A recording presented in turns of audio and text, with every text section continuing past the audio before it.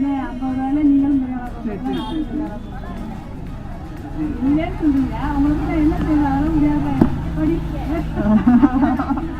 என் காசை வச்சுட்டாப்பா போகணும்னு நான் சொல்ல முடியுமா?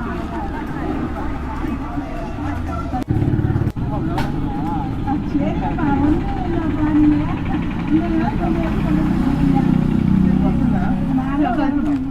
அப்பப்பா